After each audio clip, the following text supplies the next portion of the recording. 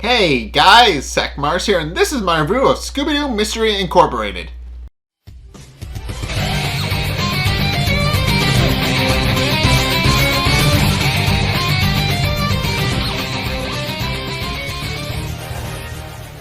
Okay, so this episode is just really good. So this episode, the way this episode is set up is that it's kind of like this one part of the mystery that just kind of culminates all the things, all the different pieces together, or up until this point, and kind of sets up the new part of the narrative going forward. But so this episode actually opens up with a flashback to a Halloween from several decades prior, where a little girl is going up to what is later revealed to be Darrow Mansion, and she goes to ring on the doorbell for candy because it's Halloween, but as she's doing that, she discovers the Darrow family fighting over some sort of puzzle piece. It's this triangular shaped thing that's designed to be, that looks like some sort of puzzle piece, and sure enough, they're fighting over, which causes the little girl to get scared off and run away. But eventually, the youngest member of the family actually winds up getting it for himself. And the second he touches his hand on the piece, the entire house just kind of collapses into the ground with the little boy wondering what's going on.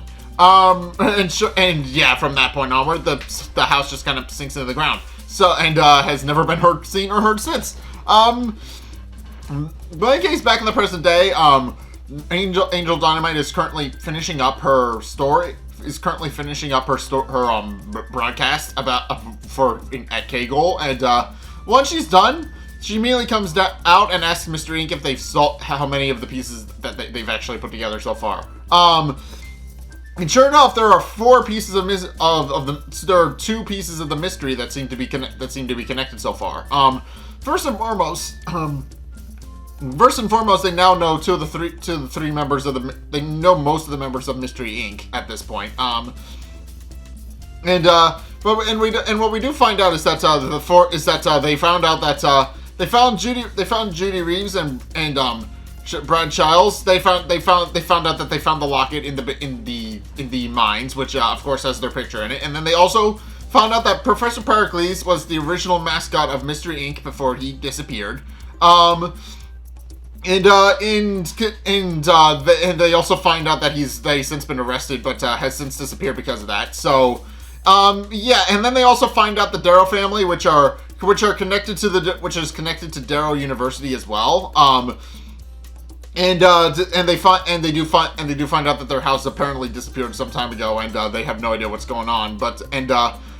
Finally, they have Mr. E, who wants them to solve all the pieces of the mystery, but they have no idea what his motives are up until this point. And at the mention of Mr. E, our old pal,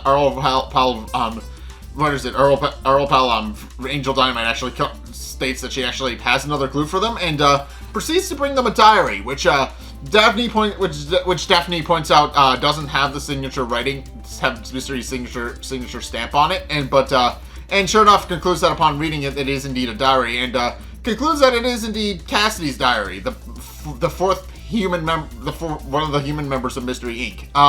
And she goes on and on about a guy named Ricky, who is presumably their fourth member, and we haven't really met him yet, which is interesting. But I mean, I have a sneaking suspicion of who it is. Given that there's one other character who seems to be wanting them to investigate, Mystery Inc. I want to say that Ricky might be Mr. E, but I have no idea. It makes sense from what we know at this point that Mr. E obviously wants them to very much look into the mystery of Mystery Inc. and why they disappeared, and obviously, and it seems like the only way and he also seems to be very involved with Professor Pericles, seeing him as some sort of nemesis, and also seems to be very familiar with the idea of Mr. Inc., even calling them that before they officially adopted the name. But I do think it might be Ricky, because it makes perfect sense from a narrative standpoint for it to be Ricky. Because obviously the only way he would know about any of these people and would know about any of the mysteries surrounding Crystal Cove and Mystery Inc. is if he was a member himself. That's the only real logical explanation, since this whole story has kind of been kept under wraps. the only people who would know about it would be the members of Mystery Inc. themselves, which begs the question of where they all went. Obviously they all disappeared, but if my theory is right, and it is indeed Ricky who's giving them all the clues, then that begs the question of where the rest of the Mystery Inc. and also Professor Pericles is obviously still around as well. So it begs the question of where the other 3 members are. But in case, a little tangent aside, they'd also Angel Dynamite then also proceeds to point out that that she kind of knows that she kind of has a possible lead as to where the Darrow family might have disappeared to, and points out that and also tells them to check the last page of the diary, and sure enough, they find a clue stating that saying that the last thing they did was they went to Darrow Mansion, which seems to contradict what they originally thought. So obviously the original assumption was that they disappeared in the mines, but if they disappeared in Darrow Mansion, then that adds a few new wrinkles to the mystery. So with that, they then proceed to go. They then conclude that the best place to start would be Darrow University, since apparently in the lore of the show, Darrow Mansion sank underneath what is now Darrow University. So it is underground somewhere underneath the university. So yeah, with that they then proceed. With that, the rest of the Mystery Inc. proceed to gear up and get ready to go down to the Darrow Mansion, with Velma accurately concluding that the most likely location for them to actually find an entry point would be the lowest point of the entire place, which would be the boiler room. Concluding that there would likely be an entrance in and out through there. And there is a funny, real funny joke about how she tells them to look thoroughly because they don't know where it might be, and Fred and Daphne find it immediately. They would eventually find the chimney to Darrow Mansion, and with Shaggy adding rather humorously that he doesn't feel like Santa's been down it a long time. But in case, one by one, they then proceed to go and investigate the chimney and see if they can see what they can find in Darrow Mansion. And Fred is the first to go first, followed immediately by Daphne, who asks Fred to catch her, but because she's so far up, he doesn't actually hear her, and she just lands on him instead. And then followed by Velma, who goes down, and then Scooby jumps into Shaggy's arms, and they go down together. And they do eventually arrive in the main foyer of the mansion, which is big and covered in vines and covered in dirt. And yeah, the mansion is very old and likely hasn't been kept in a very long time either. But in case of once all members of Mystery Inc. are actually inside, the chimney actually winds up sealing up behind them, which with Fred trying and failing to get it back open. At which point they're actually confronted by a man on a large radio system sitting in the middle of the room, and through his dialogue we find out that he apparently knew the original Mystery Inc. and is confusing the new Mystery Inc. for the old one, as we find out. Apparently, so throughout his dialogue he gives a big speech about how he's been waiting many years for them to come back, and concludes that they will likely never escape the place alive, and even proceeds to list everybody by name. Although what we find out is that Brad is apparently served the role of Fred. Judy apparently filled the role of Daphne. Cassidy apparently filled the role of Velma, and then Ricky and Professor Pericles filled the role of Shaggy and Scooby. So yeah, that seems to kind of further add to my theory that Ricky and Mr. E might be the same person, since as again he has a very interesting relationship with Professor Pericles, as established at the end of the last episode. So yeah, I don't know if my theory is correct, but based on everything we know right now, that he seems like the likely culprit. But in case it's at this point where Velma decides to point out that the man on the other end of the radio likely doesn't know what he's talking about, but he merely tells them that he's not going to fall for the tricks again, and tells them to get out while they still can, or they will die. And sure enough, Scooby and Shaggy take that very literally, and conclude that they should really get out of there before they set off any traps, which, ironically enough, they do. And sure enough, they open up a giant pit trap in the middle of the floor, with several other traps suddenly popping out of the walls. At which point, Fred gets a little bit giddy because he kind of is a little bit giddy about the fact he was originally giddy when he found out that they were actually setting traps. But upon seeing them in action, he becomes very enamored with the entirety of Darrow Mansion and kind of points out that he's been waiting this whole time to kind of face off against the Master Trapper and kind of go on a Trapper versus Trapper nemesis kind of thing. So, which is kind of funny, and it's just one of those things in the background where it's like, yeah, Fred's been obsessed with traps, but this is the first time where he's been like, yeah, Fred's obsessed with traps. But yeah, this is like the first time that it's actually really come up in a serious context, where it's like, yeah, they use it to trap the bad guys, but this is the first time where that's been like Fred's main character trait. He's like, yeah, I'm gonna set up some traps and try to beat this guy in his own game. And of course, after reasonably concluding where several of different traps are, he then concludes that the best place to actually escape would likely be a portrait, which he then points out likely is an exit because as he points out, there's a picture that says that the picture that he finds has an axe. It has a boy with an axe hitting his hat with the axe. So. After concluding that that's likely a thinly veiled code for exit, he proceeds to open up the portrait and tells the gang to follow him, but then that just winds up setting off another trap that causes Velma and Daphne to wind up getting stuck in a net in the middle of the room.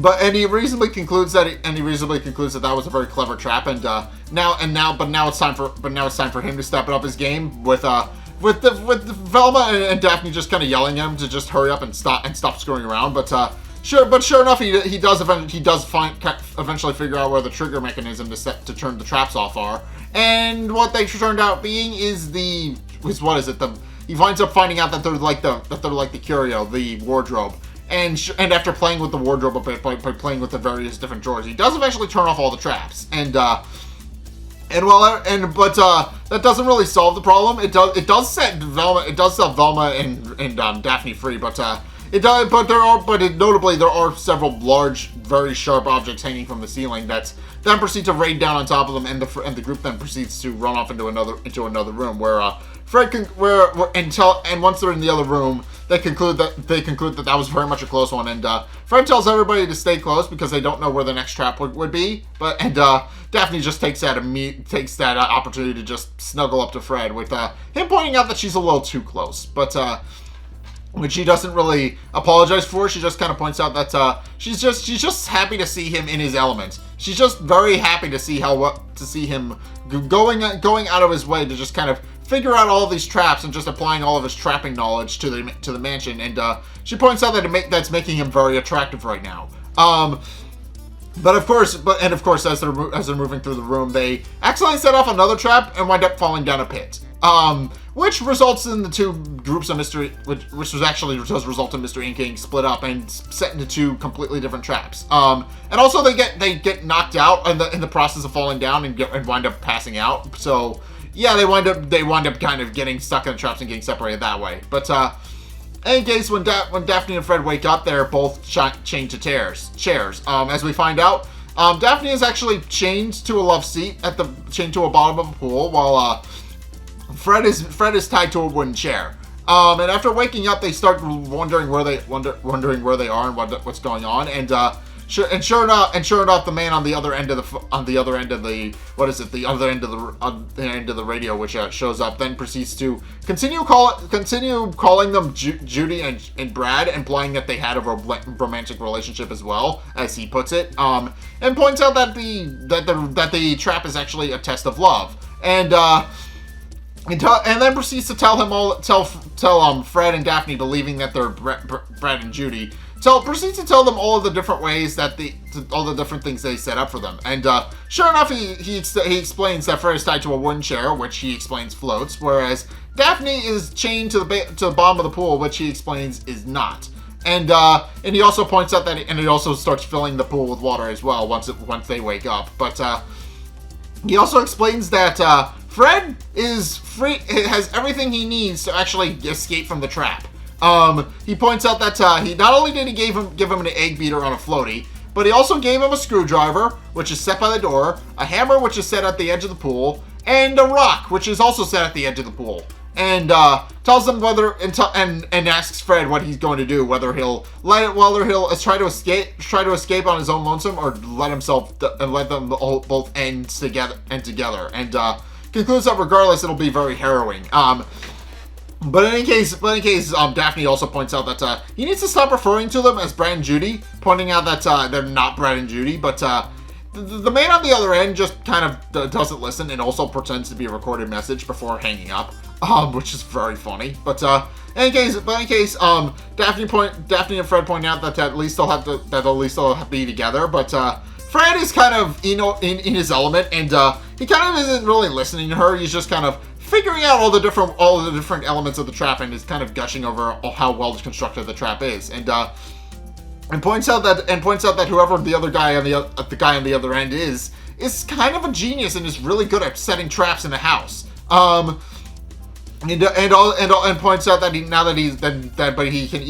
all he needs to do is easily figure out the trap, and he'll be able to escape no problem. And sure enough, he does exactly that, much to Daphne's chagrin, since obviously he doesn't seem like he's going to come back for her. But he does eventually figure out that he can use the egg beater to move himself around and kind of pedal himself around in the pool, and then proceeds to pick up the hammer with his teeth, break off a piece of the tile on the pool so he can cut himself free, and then climbs out of the pool to try and get to the door. But upon discovering the door is locked, realizes he can use a screwdriver to open it. But then wonders if that's all it takes for him to escape. Then he wonders why the rock is there at all. And sure enough, he goes over to it and discovers that it's not very heavy, that it's a little heavy, but easily picked up, and also notes that there's a note on it.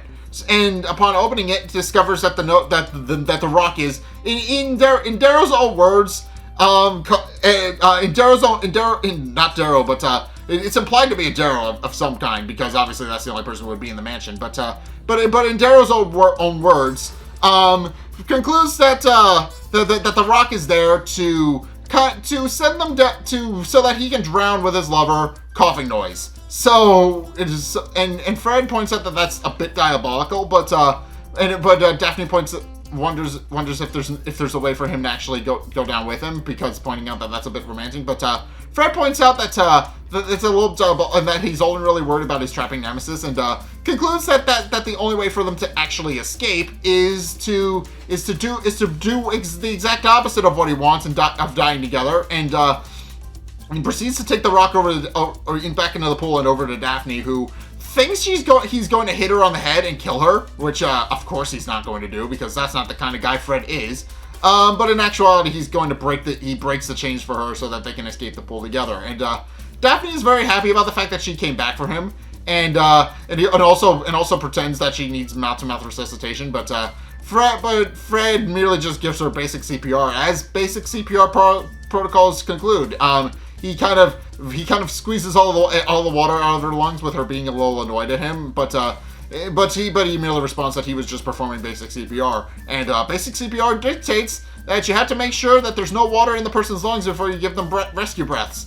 And yeah, as someone who has taken CPR several times now, I can conclude that is indeed true. You do not breathe in somebody's lungs until you know that they are breathing. So yeah, but in any case, with that, the two of them then proceed to leave the room. Meanwhile, Scooby, Shaggy, and Velma find themselves in a very interesting trap as well, where they find themselves in kind of a nest of tripwires, and at which point Darrow, who he pops up on the outside of his radio, and proceeds to kind of give a bit of a speech about how the trap is very dangerous, and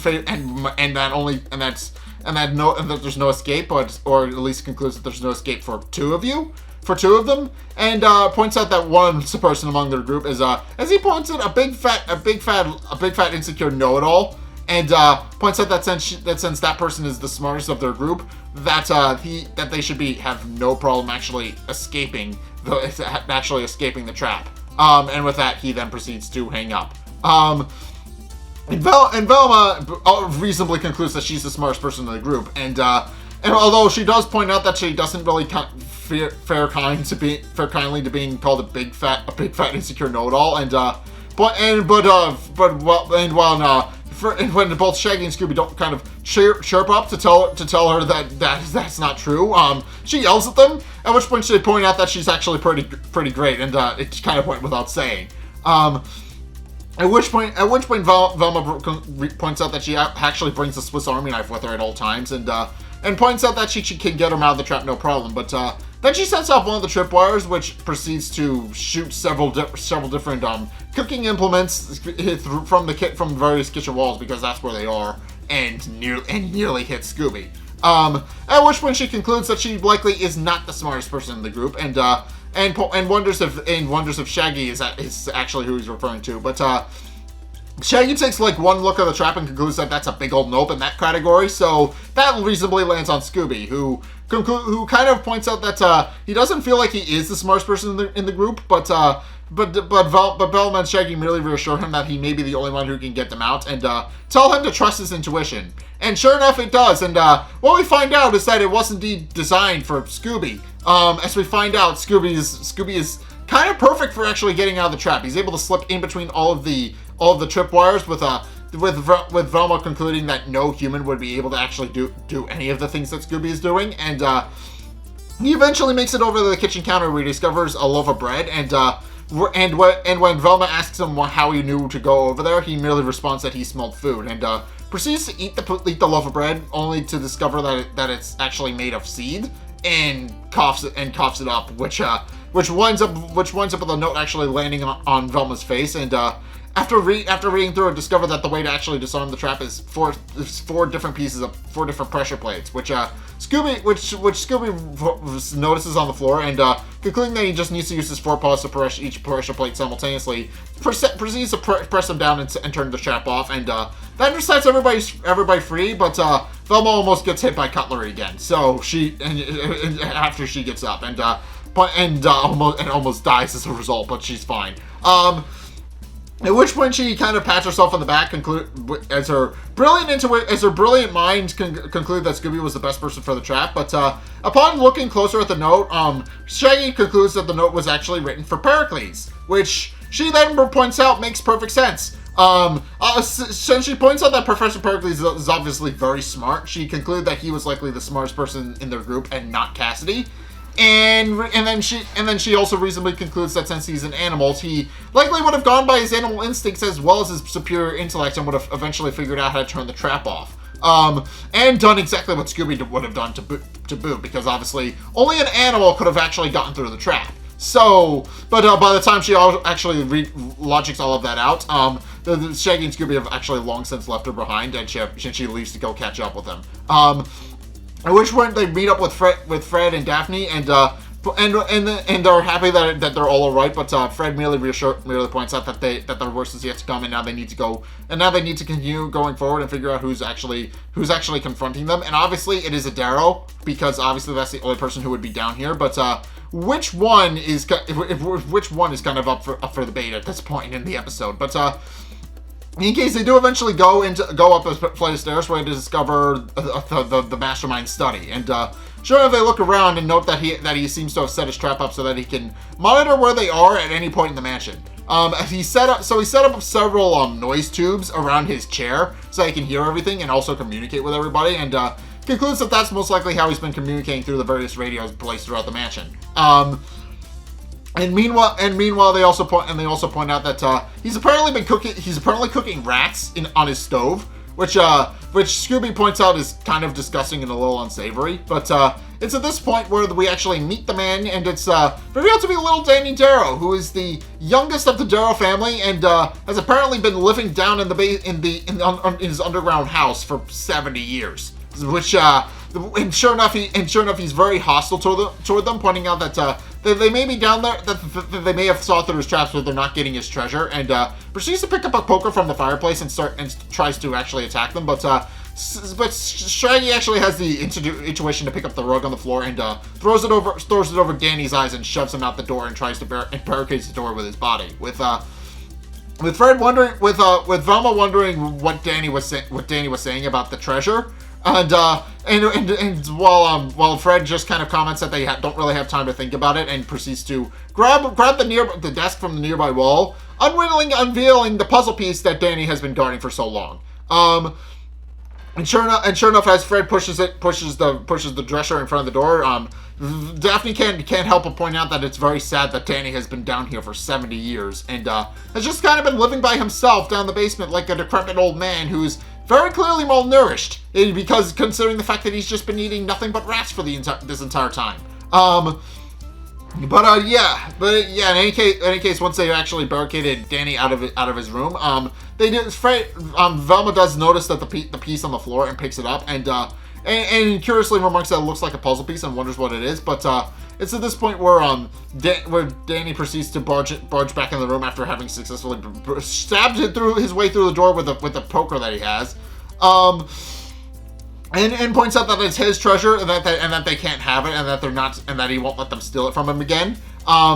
Implying that Mystery Inc. when they were there the last time tried to steal it from him before. And proceeds to chase them out of the room, where they eventually wind up through a secret passageway and actually wind up finding some blueprints in the process that wind up depositing them into the main foyer of the mansion. With Shaggy remarking that they're trapped, but Velma points out that it's not quite, and notes that and starts eyeing the blueprints, but it's at this point where Fred actually snatches up for them and tells them that they actually belong in the hands of a master trapper, and proceeds to go on this tirade about how they'll beat Danny Darrow with the power of traps, and it's really funny and surprisingly moving speech where he gives this whole thing about how they're going to conquer him like the trap masters of old, and obviously he gets very into it and goes into a spiel a whole lot, and when Scooby asks what's wrong with Fred, Daphne merely remarks that he's in the zone and that he'll probably be fine, but if not, they can always just spray them with the hose. But in case with that, they then proceed to actually set a trap for Danny Darrow, and it requires Scooby to be bait and lure Danny into the laundry chute, with Scooby pretending to be Danny's mother, so that to call him back, and it works, even though he pointing out that he's happy that his mother finally came back to him, but when he opens the laundry chute, he discovers Scooby, and realizing he's been tricked, he tries to attack Scooby with his poker, but winds up falling down the chute instead, and lands in a laundry chute that kind of carries him through the basement, and ejects him through several different pieces of traps, and eventually he lands on the piano and gets tangled up. And sure enough, Fred is very happy that his trap worked, and also Danny is very impressed by Fred's trapping skills, and the two kind of exchange trapping notes for a little bit, which is kind of funny. But in case it's at this point where Velma actually decides to actually ask him why he actually tried to kill them, and sure enough, he proceeds to point out that he was worried that they were going to steal his piece again. And points out that he had been guarding that treasure for years, and proceeds to go into his backstory, explaining how many years ago, as shown in the beginning of the episode, Darrow Mansion sank into the ground after he had picked up the piece, and he started guarding it with his life, and over time, all of his family members just kind of often died, which he was too busy, but he was too busy with his piece that he didn't even notice. At which point he ran into the original Mystery Inc., who tried to take the piece from him, and fearing the worst from them, he proceeded to booby trap the house so that they couldn't actually get his piece, and they eventually escaped without the piece. Any reason we conclude that Mystery Inc. was there again to try and steal it, but then Daphne points out that if they actually look like the original Mr. Inc., and after getting a better look at them, he realizes no, they're not. And obviously his eyes aren't the best, because obviously he's been adapted to living in darkness for many years, but he does eventually conclude that no, they are in fact not the same Mr. Inc. that he met, and also takes one look at Scooby and points out that obviously a large Great Dane is actually not the same as a giant parrot, or at least a little parrot, but which Scooby actually takes as a compliment and thanks him for, and he does wonder how long he's actually been down there waiting for him, pointing out that he must have lost track of time, and wonders if he was indeed waiting for them too long, and then proceeds to conclude whether or not he still looks in great shape, and let himself go, and proceeds to kind of groom himself and groom his hair a little bit, and asks him how he looks, and they all tell him that he looks great. They still looks great despite being 70-year-old, and also looks like a dwarf.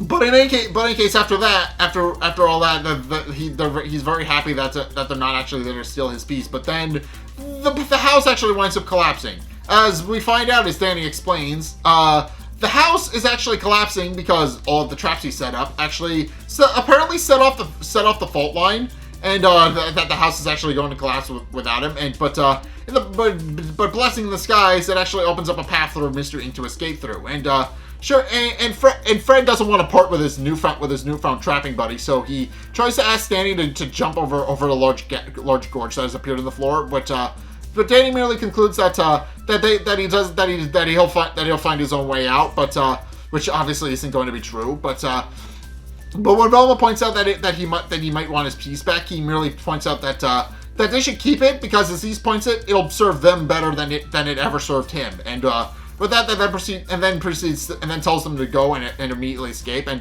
sure enough, they proceed to escape out of the giant sinkhole and onto the Darrow U quad.